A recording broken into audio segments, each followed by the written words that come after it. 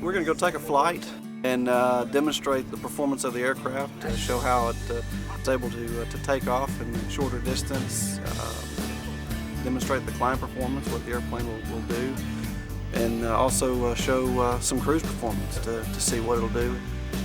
What we've done to this aircraft that's actually different is we've taken a stock aircraft, removed the original 230 horsepower engine, and replaced it with a fuel-injected 300 horsepower engine that provides 300 horsepower continuous operation.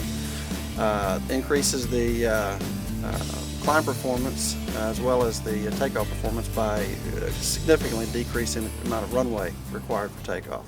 One of the things I love about the takeoff performance is you feel a lot more comfortable taking off. And we'll run the power up, release the brakes. We have full power. Airspeed's alive. And we're off the ground.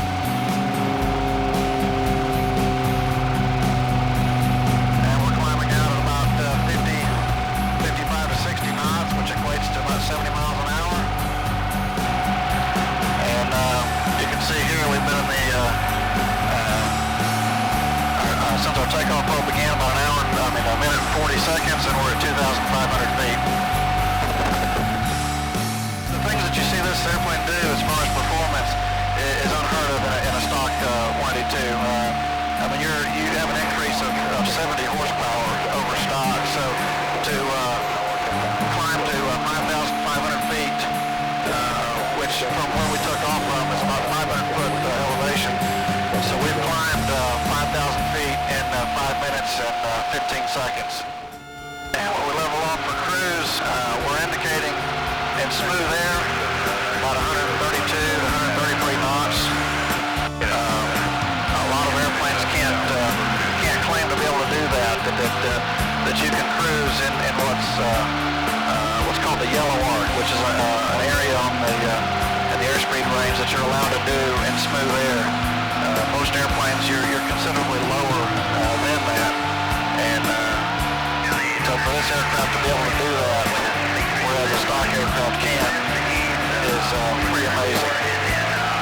And right now we're heading north. We're indicating about 133 knots with a ground speed of 161 knots.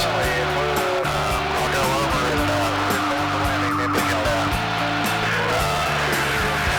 punch in a few numbers here, and we're cruising right now 148 knots with a density altitude of 6,500 feet.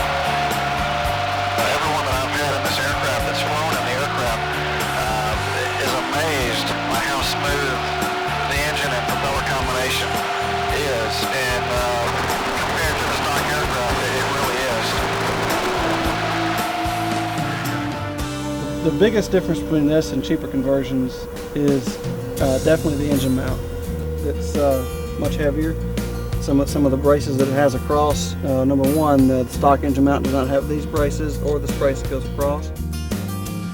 By having a heavier engine mount, you feel secure in knowing that that engine is there. It's not going anywhere.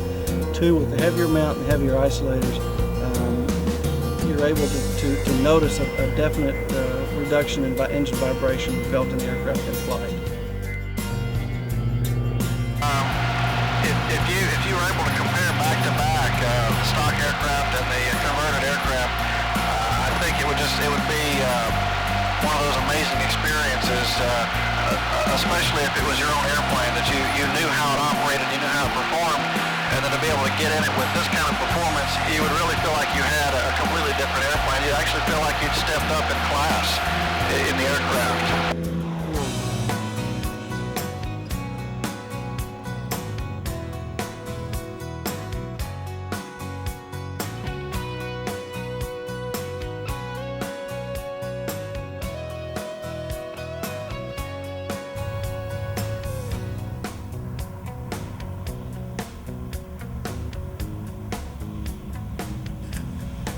From a pilot's perspective, the operational performance of this aircraft after the upgrade is absolutely, I consider it phenomenal.